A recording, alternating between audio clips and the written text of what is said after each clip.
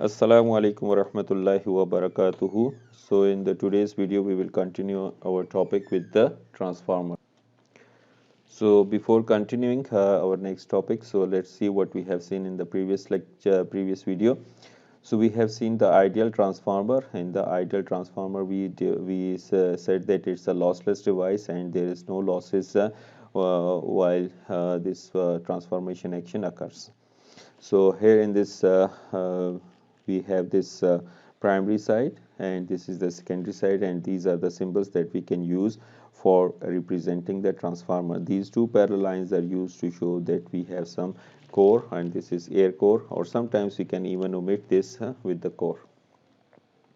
So in this we have seen that the turns ratio of this transformer is NP over NS, which is equal to A, and because we know that the primary power should be equal to the secondary power, so Vp Ip should be equal to Vs and Is.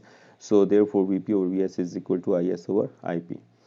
And similarly NP-Ip is equal to NS-Is, which is primary MMF, and the secondary MMF should be equal. So here we can derive this relation Vp over Vs, which is Ip over Is, which is equal to A. So we can see that this can be written as Vp over Vs, which is equal to Np over Ns, which is equal to Is over Ip, and this all are equal to the turns ratio A. There are primary, we have seen this is the primary side and this is the secondary side, and we have seen that the power input in the ideal transformer is Pin, which is equal to Vp-Ip cos theta P, and P out is equal to Vs-Is cos theta S.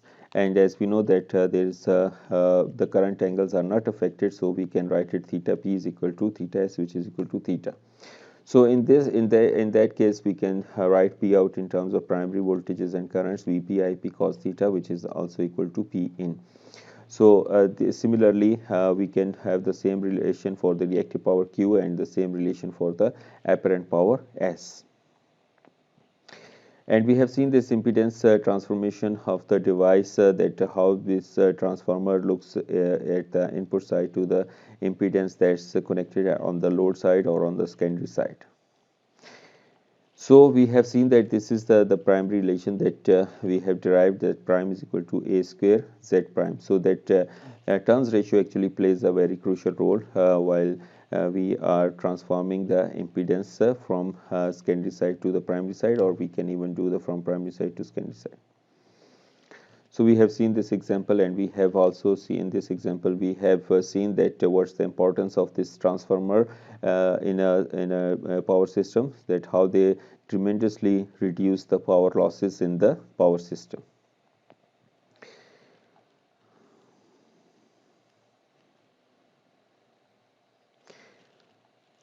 Now let's look at the real single phase transformer first, and then that theory will be obviously related to the three phase transformers easily. So when now we are applying the AC source to this transformer, and we know that this hysteresis curve will be produced for this input sinusoidal current that we have seen in the previous chapter. So this if we provide this VPT, which is the sinusoidal function, which is AC power source, so we will have this type of hysteresis curve. And if the voltage of a source in this figure is Vp, then the voltage is placed directly across the coils of the primary winding of the transformer. How will the transformer react to this applied voltage? Faraday's law explains this, what will happen. When equation this is solved to the average flux present in the primary winding of the transformer and the winding resistance is ignored, the result is phi P average of the flux lines will be equal to 1 over Np integral of Vpt dt. This equation states that the average flux is the winding is proportional to the integral of the voltage applied to the winding, and the constant of proportionality is reciprocal to the number of turns in the primary winding, which is 1 over Np. So it means that due to the application of this Vp, the flux lines that will be produced can be obtained by just integrating this voltage and dividing it with the number of turns in the primary coil. Obviously, there will be some leakage flux that we can see in this figure. This is the leakage flux. So we have to take care of this leakage flux because of its. We are considering about a real transformer. So the flux. So the flux is present in the primary coil of the transformer. Obviously, as we know, we have applied the voltage source, AC voltage source here. So what effects does it have on the secondary coil of the transformer? The effect depends on how much the flux reaches to the secondary coil. Means some of the flux will go into the air and that may not be contributing at all to the production of that flux that will that will go to the secondary coil of the transformer, and that will not induce any voltage in the secondary side.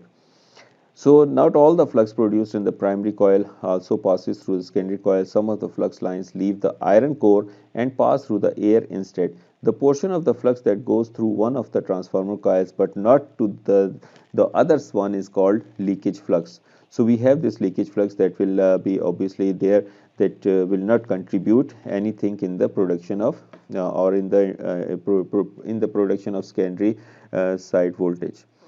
The flux in the primary coil of the transformer can thus be divided into two components: a mutual flux, a useful flux we call it, because that will be used to produce the voltage in the secondary side, which remains in the core and links both windings, and a small leakage flux. Obviously this is a small, remember this is a small leakage flux, so which passes through the primary winding but returns through the air by passing the secondary winding. So this is your total primary flux, average flux, which is the sum of the mutual flux plus leakage flux on the primary side. So this subscript means leakage flux on primary side. So this is leakage flux on primary side. So the basis of transformer operation, as we know that this is E induced d lambda by dt. Now lambda is the flux linkage in the coil across which the voltage is being induced. And how we can calculate the lambda? This is the sum of all the flux lines. This is the sum of all the flux lines. So the total flux linkage through a coil is not just phi, where n is the number of turns in the coil, because the flux passing through each turn of a coil is slightly different from the flux in other turns depending on the position of the turn within the coil. So define an average flux per turn in a coil. So we cannot calculate the flux lines that are produced by each turn. So there will be a slightly change in the flux production in every in the coil. So every turn of the coil, so we have to take its average value.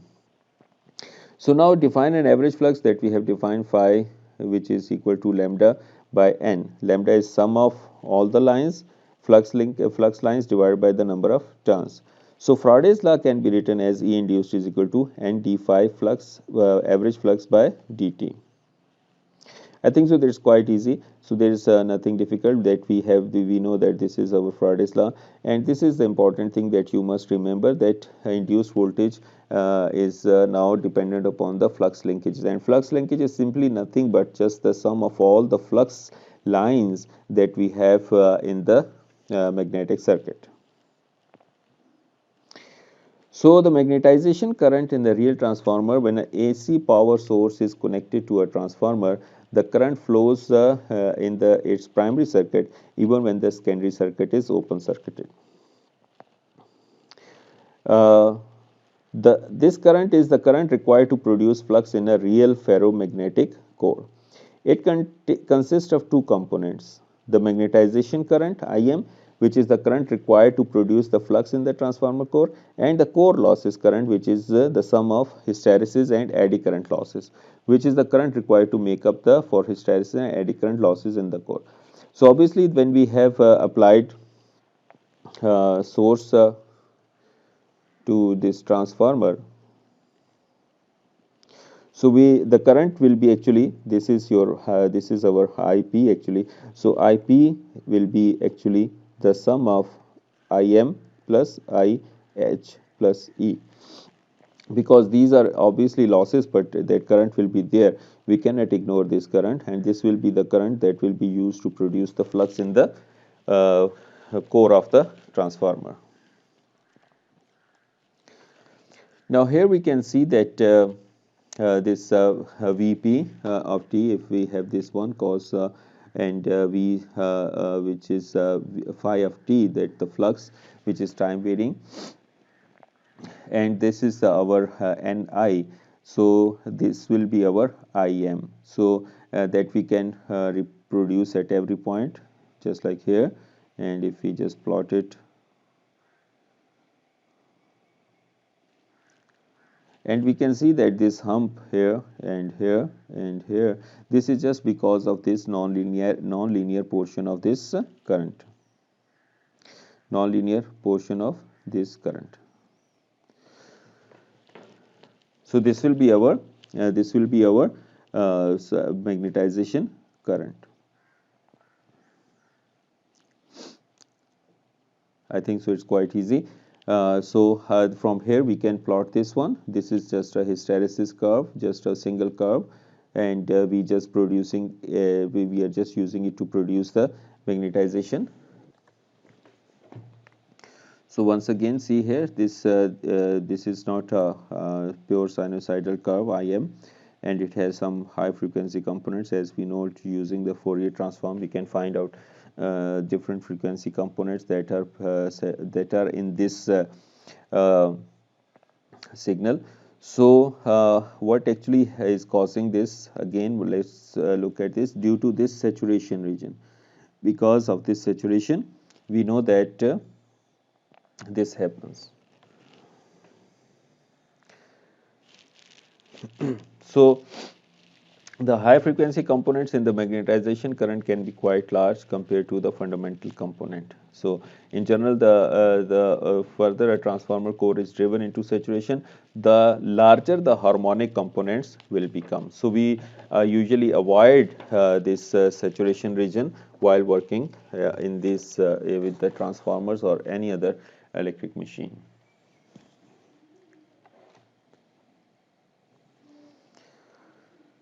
So notice that following points about the magnetization current. So magnetization current in the transformer is not sinusoidal. As we have seen in the previous figure, it's not actually a sinusoidal function. It shows here some humps which shows that this has some higher frequency components. The higher frequency components of magnetization current are due to magnetic saturation in the transformer core. Once the peak flux reaches the saturation point in the core, a small increase in peak flux requires a very large increase in the peak magnetization current. The fundamental component of the magnetization current lags the voltage applied to the core by 90 degrees. So this is just because we have this of inductive load. So we know that in the inductor the current lags voltage by 90 degrees. The high frequency components in the magnetization current can be quite large compared to the fundamental component. In general, the further a transformer core is driven into saturation, the larger the harmonic components will become. So the other component of no load current in the transformer is, so no load simply means that we have not connected anything on the secondary side. No load simply means that we have not connected anything on the secondary side. So the current required to supply power to make up the hysteresis and eddy current losses in the core. So at no load, we have nothing to provide to the load. So the only current that will be required supplied by the power will be used for hysteresis and eddy current losses. This is the core loss current. Assume that the flux in the core is sinusoidal. Since the eddy currents in the core are proportional to d phi by dt, the eddy currents are largest when the flux in the core is passing through 0 Webers.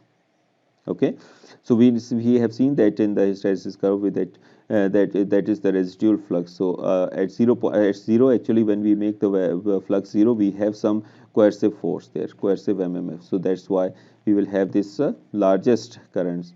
Therefore, the core loss current is greatest as the flux passing through 0. So the points about core loss currents. The core loss current is nonlinear because of the nonlinear effects of the hysteresis. The fundamental component of core loss current is in phase with the voltage applied to the core. The total no load current is called the excitation current. Okay, so we will have some small amount of magnetization current to set up the flux, and we have some current that is used to overcome the hysteresis and eddy current losses. So, assumption required to convert real transformer into ideal transformer described previously are the core must have no hysteresis or eddy currents. These were that we have used to make the ideal transformer. For an unsaturated core, the net MMF is 0. Obviously, we assume there is no initially stored flux, and the net MMF is equal to NPIP plus minus NSIS, which is equal to NPIP minus NSIS, which is equal to phi r. So the reluctance of the well-designed transformer core is very small, nearly 0, until the core is saturated. So the net MMF is equal to NPIP minus NSIS, which is approximately equal to 0 as long as the core is unsaturated. So the leakage flux in the core must be 0, implying that all the flux in the core couples both windings. So these are the assumptions that we made for the ideal transformer. The resistance of the transformer windings must be 0. So these were the assumptions that we made to make a real transformer into an ideal transformer. So how we will contribute all these things into the real transformer? So let's look here. The losses that occur in the real transformer have to be accounted for in any accurate model of transformer behavior. The major items to be considered in the construction of such a model are copper losses, because we have the primary and secondary winding, so there will be some copper losses, which we call them as the I square R losses will be there. Eddy current losses. Eddy current losses are resistive heating losses in the core of the transformer. They are proportional to the square of the voltage applied to the transformer. So obviously we cannot avoid them. Similarly, hysteresis losses, because most of the time we are using transformer with the time varying voltages or the alternating currents and voltages, so the flux produced will be alternating. So that's why the hysteresis cannot be avoided there. So hysteresis losses are associated with the rearrangement of magnetic domains in the core during each half cycle. They are complex, non-linear function of the voltage applied to the transformer. Now, leakage flux. So leakage flux also is there because we have the primary and secondary winding. They are producing the flux, and there will be some flux that will go into the air. So we call them as leakage flux on primary side, leakage flux on secondary side. So these escape fluxes produces a leakage inductance in the primary and secondary coils, and the effects of this inductance must be accounted for. So these are the 4 things that we are going to add to our ideal transformer, so that will behave like a real transformer, so that we can make more accurate calculations, more accurate analysis of our transformers. So it is possible to construct an equivalent transfer circuit that makes into account all the major imperfections in real transformers. Each major imperfection is considered in turn, and its effect is included in the transformer model. The easiest effect to model is the copper losses, because they are I square R losses. We have to show a resistive load there. So copper losses are resistive losses in the primary and secondary windings of the transformer core. They are modeled by replacing a resistor Rp on the primary circuit and Rs in the secondary circuit, because we are representing the I square R losses. Okay, so we are representing these copper losses are the resistive losses. Obviously we know I square R losses. So I square R losses means that if we want to represent these losses in our circuit, we can put a resistor there. We can put a resistor there, and that will be the resistance of the primary winding, and that will be the resistance of the secondary winding.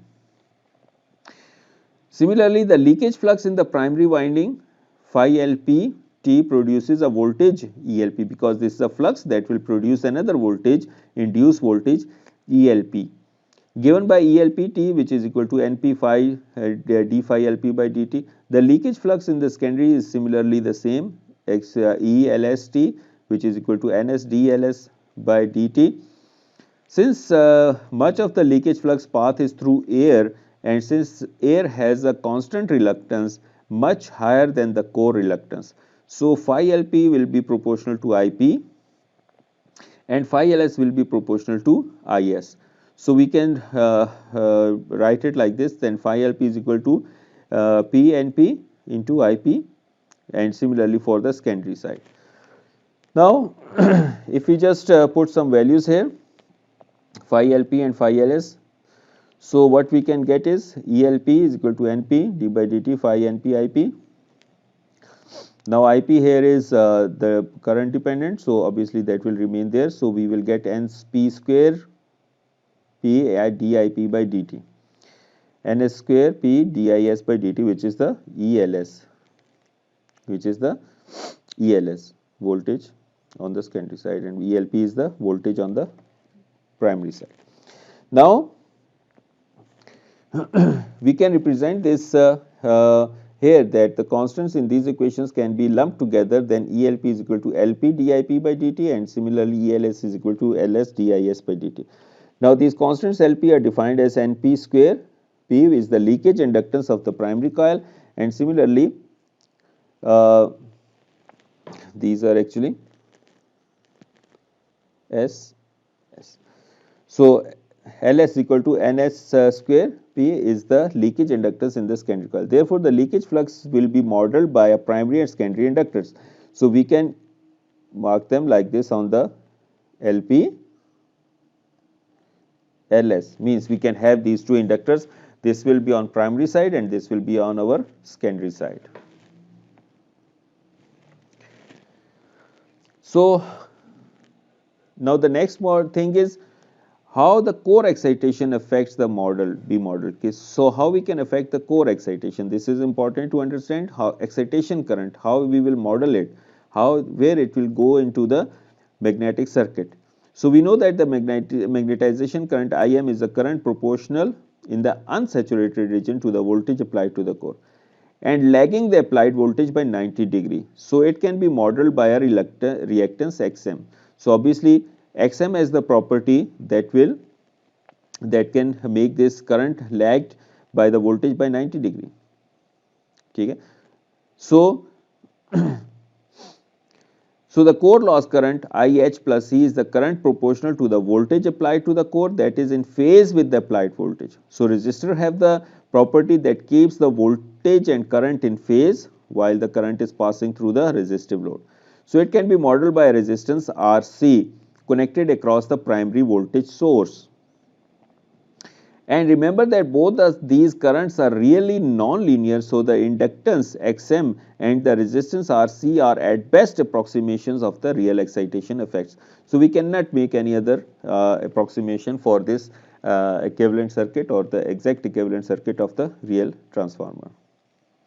So the resulting equivalent circuit, RP is the resistance of the primary winding, XP is equal to omega LP, is the reactance due to the primary leakage inductance, RS is the resistance of the secondary winding, and XS is equal to omega LS is the reactance due to the secondary leakage inductance. So the excitation branch is modeled by the resistance RC, which is the hysteresis and core losses, in parallel with the reactance XM, the magnetization current, because the current will be divided here, because we have seen that IP initially as IM plus IH plus C. So it means that will be when we have this situation, obviously we know from our circuit analysis that they should be in the parallel. So the elements forming the excitation branch are placed inside the primary resistance RP and reactance XP. This is because the voltage actually applied to the core is really the input voltage less the internal voltage drops by the winding. So the current that will be used for IM and IH plus C will be the current after the copper losses are removed from that voltage. So here we can see this complete model. So here if you consider this is our ideal transformer. So we have the turns ratio A. So this is the NP and NS. So there are no losses in this, but we have represented this is our This is our, what it is? It is our primary winding losses. This is our, what it is? This is primary side leakage flux. And what it is? This is actually the core losses current. And this is our, I would write it here, magnetization branch.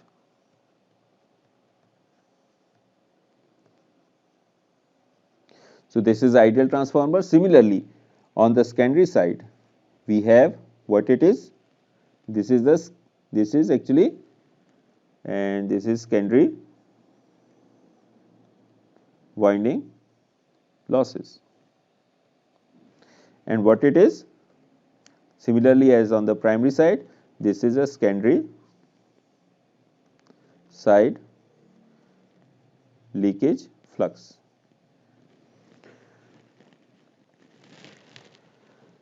I hope you have understood this topic in this video. If you have any questions, you can ask me anytime. So we will stop here. Assalamu alaikum wa rahmatullahi wa barakatuhu.